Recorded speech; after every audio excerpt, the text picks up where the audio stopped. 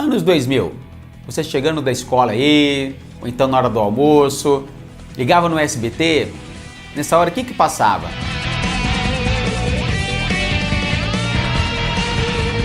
X-Men Evolution.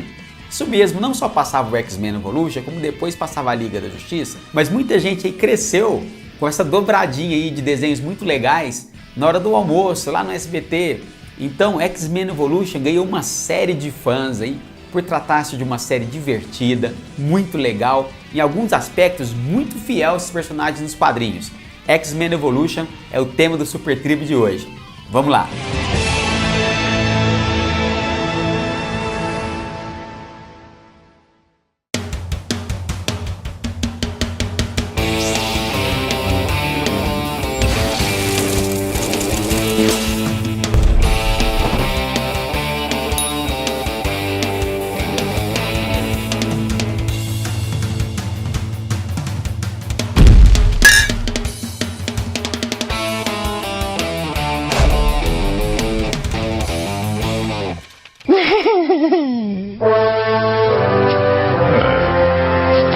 É loucura demais pra minha cabeça, tchau. Eu voltei porque senti cheiro de encrenca. É claro, talvez tenha sido só esse garoto fedido. Quem dera. Seja bem-vindo, velho amigo. Sentimos sua falta. Salve, salve tribais de todo o planeta, de todos os universos, tudo bem? Então, hoje vamos falar aí de uma série muito querida pelos fãs da Marvel, muito querida pelos fãs dos X-Men e por que não de todos aqueles que gostam de quadrinhos e heróis, cultura pop de uma maneira em geral, que é X-Men Evolution. X-Men Evolution foi uma série transmitida nos Estados Unidos de 2000 a 2003 e aqui no Brasil ela chegou a ser transmitida pelo SBT de 2003 a 2005. É uma série que ganhou um lugar muito especial no coração dos fãs aí da Marvel e dos X-Men. Agora a gente vai explicar e entender o porquê disso. Realmente que é uma série muito legal. Os X-Men eles já tinham tido uma série animada de muito sucesso nos anos 90.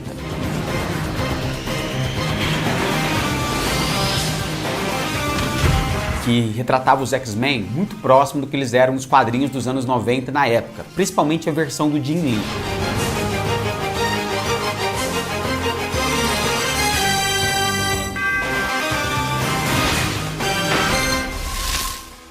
O que aconteceu nessa nova encarnação, nessa nova versão dos X-Men? O produtor chamado Boyd Kirkland, muito conhecido nos Estados Unidos, ele já tinha produzido vários episódios da série do Batman, de 1992, foi produzir essa série e ele trouxe uma nova abordagem dos X-Men. Aliás, até muito próxima no início dos X-Men de Stan Lee e Jack Kirby. Que na verdade os X-Men eles são um grupo de estudantes que ficam numa escola e lá eles aprendem a dominar seus poderes. Também são um grupo de super-heróis aí que nas horas vagas, entre aspas, salvam o mundo das ameaças.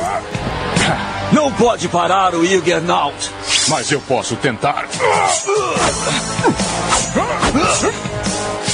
Então, no caso, o X-Men Evolution se baseia na seguinte ideia. Os X-Men ainda estão na escola, moram no Instituto Xavier, e eles frequentam o Colégio Bayville, que seria um colégio onde existem pessoas não mutantes. Não é um colégio, digamos assim, comum. Só que os seus colegas não sabem que eles são mutantes. O Xavier os coloca ali como uma forma de integração com as pessoas ditas normais, aquelas que não têm poderes. O interessante é que essa série aborda os X-Men como adolescentes mesmo, Diferente da série dos anos 90, que eles já estavam adultos. Os X-Men tradicionais, Ciclope, Jean Grey, Noturno, Kitty Pryde, eles são adolescentes, mas em séries diferentes. O Ciclope e a Jean Grey são um pouco mais velhos e o Noturno, a Kitty e a Vampira, que virá a entregar o grupo depois, elas estão numa série um pouco abaixo. E de adultos, nós vamos ter o Xavier, a Tempestade, que nos quadrinhos ela tem a mesma idade do Ciclope e da Jean, ela vai ser mais velha, e o Wolverine vai ser também mais velho, como se fosse aí um professor. O interessante é que, nesse caso, os dramas, não só de descoberta dos poderes, mas também das situações típicas de escola vão ser abordados na série. Talvez por isso que ela tenha feito tanto sucesso. Além dos conflitos de super-heróis característicos, a gente vai ter aí romance, a gente vai ter umas intrigas ali dentro, típicos aí dessa fase, de escola. Vai ser uma coisa assim muito calcada nessa realidade escolar. Na primeira temporada, o que acontece? Os X-Men são apresentados, o Ciclope, ele é um aluno mais velho, ele, digamos assim, é o líder, né, do Instituto Xavier, dos alunos. Ele tem aí um interesse até nesse momento não correspondido pela Jean Grey, que isso aí vai ser um mote aí da primeira temporada. E os X-Men estão bem estabelecidos ali. Você vai ter aí o Ciclope, a Jean, a Tempestade como professora, depois o Wolverine vai ser apresentado como um professor, o Noturno vai ser integrado na escola como um aluno novo, e a Kitty também, ela durante essa primeira temporada, ela vai descobrir os poderes que ela não sabia como controlar. Nos primeiros episódios muito interessantes, ela fica em pânico de descobrir que ela tem os poderes, e ela vai ser trazida para o Instituto Xavier. Você tem a Vampira, que no começo, falando dessa questão de relacionamento, ela rejeita os X-Men porque ela foi enganada pela Mística, e no começo ela tem uma rivalidade com a Jean Grey, porque ela tem interesse no Scott Summers, que isso aí também mexe aí com a galera, muito interessante. Então essa primeira temporada é o acolhimento dos alunos novos, né? Paralelo a isso, você vai ter a Irmandade de Mutantes, que eu acho que é muito interessante isso. Você vai ter o Instituto Xavier, onde ficam os alunos comandados pelo Xavier, e a Irmandade de Mutantes, por assim dizer, vai ser uma outra república de estudantes, e vai ser até uma coisa muito interessante, porque nos Estados Unidos o termo fraternidade é ligado mais ou menos como se fosse uma república, onde os estudantes vão permanecer. A Irmandade de Mutantes, como foi chamada assim no quadrinho, vai ser uma irmandade mesmo, como se fosse uma fraternidade de escola. Vai ter o Pietro, né, que seria o Mercúrio, Blob, Groucho, e eles vão ser comandados pela Mística, que a Mística vai ser, na verdade, eu não vou dar o spoiler, mas ela vai ter uma relação ali dentro da escola. Spoiler assim, né? A série já tem algum tempo, mas de repente você não viu, é interessante que você veja como a Mística foi inserida ali dentro da escola. O legal é que, mesmo o pessoal da Irmandade, nessa primeira temporada, eles tentam ser trazidos para o Instituto Xavier pela Jean, pelo Ciclope, e aí vai acontecendo uma série de coisas que eles vão se afastando, eles preferem um outro estilo de vida. Essa série, ela não é baseada somente na criação do Stan Lee e Jack Kirby, né?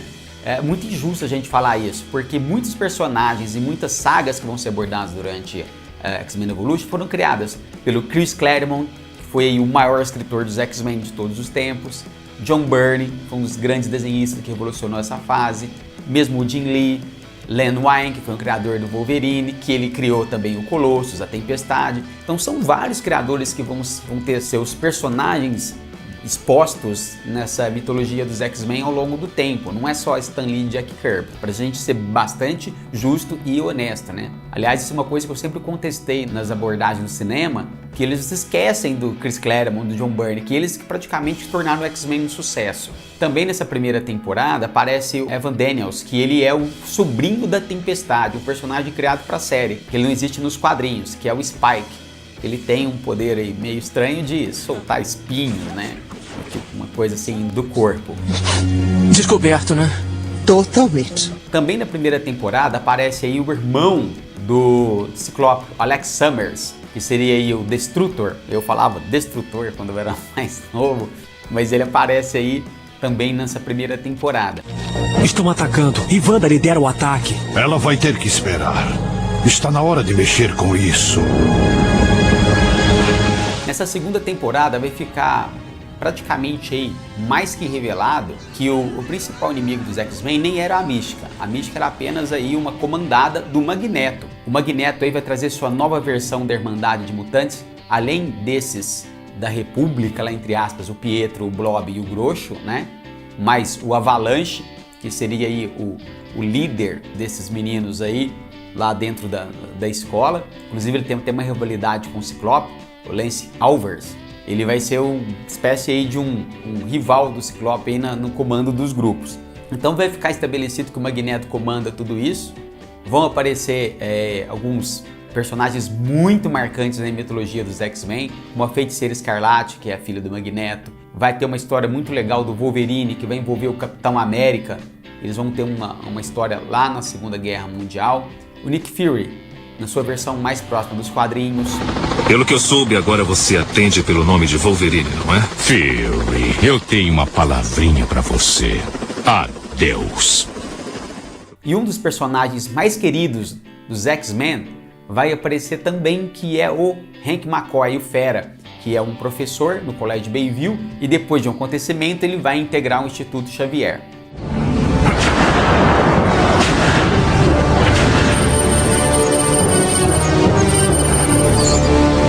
Aviso, mutante vivo, confirmado.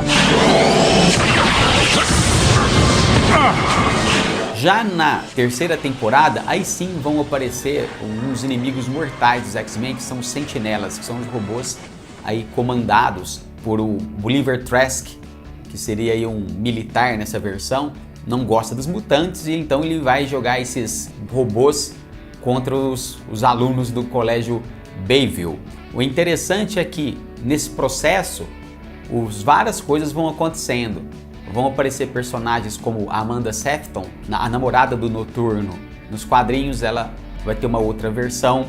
Os novos mutantes, que seriam graduandos mais novos da Escola Xavier nos quadrinhos, eles vão estar sempre aparecendo nas imagens com os X-Men. O Mancha Solar, o Míssil, Dinamite.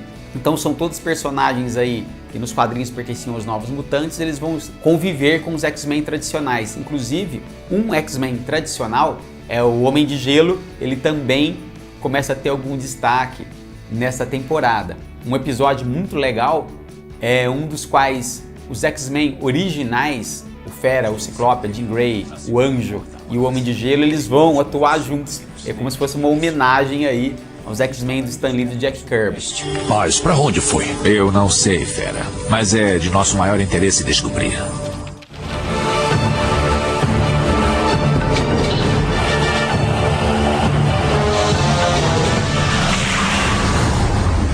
Na quarta temporada eles vão enfrentar o Apocalipse, que seria a ameaça maior. Estão todos aí, até a Irmandade de Mutantes, o Magneto e os X-Men reunidos para combater essa ameaça. É temporada muito tensa, muito bem escrita. Aliás, como todos os episódios dessa série, eles são todos muito bem amarrados, bem escritos.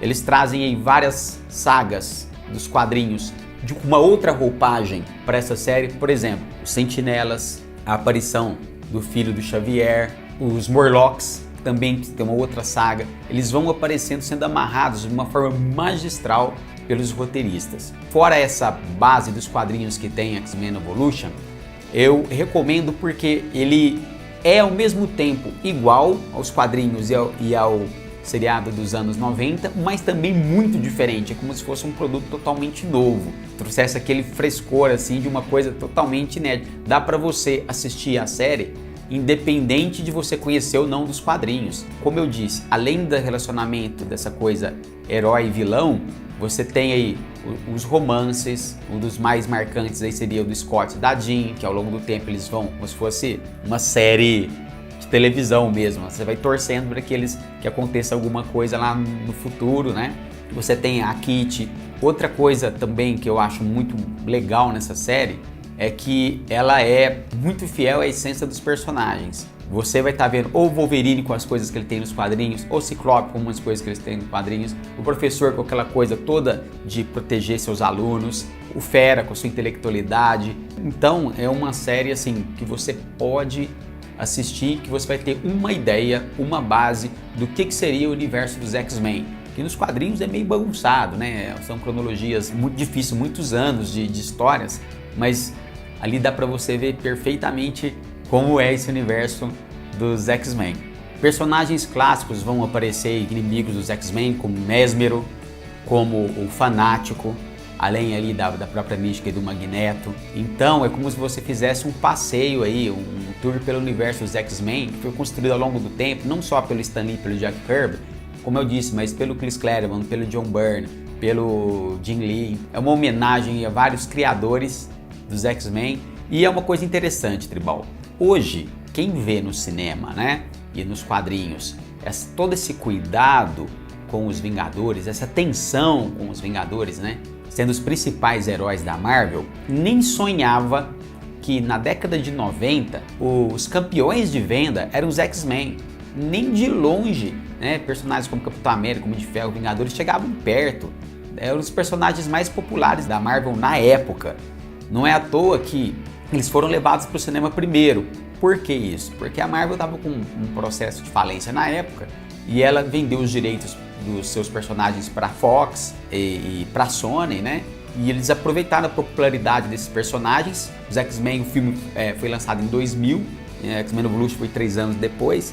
Os X-Men sempre tiveram assim uma grande popularidade. Agora talvez estejam meio embaixo por causa do grande sucesso que o universo Marvel tradicional, né, foram os primeiros personagens, Thor, Capitão América, ele ganhou na tela, mas os X-Men ainda talvez vão dar o que falar aí nas telas dos cinemas. Eu espero que eles arrumem essa bagunça que eles fizeram com esses personagens tão queridos aí. Para você aí que não conhece, por favor, acompanhe X-Men Evolution, que você vai gostar. Uma série leve, suave, que tem uma grande bagagem de quadrinhos aí para você que quer começar a conhecer esses personagens. É isso. Com o tempo, Alex, os seus poderes vão surgir sozinhos. E se você permitir, nós estaremos aqui para ajudá-lo nisso. Todos nós, juntos, unidos, porque nós somos os X-Men.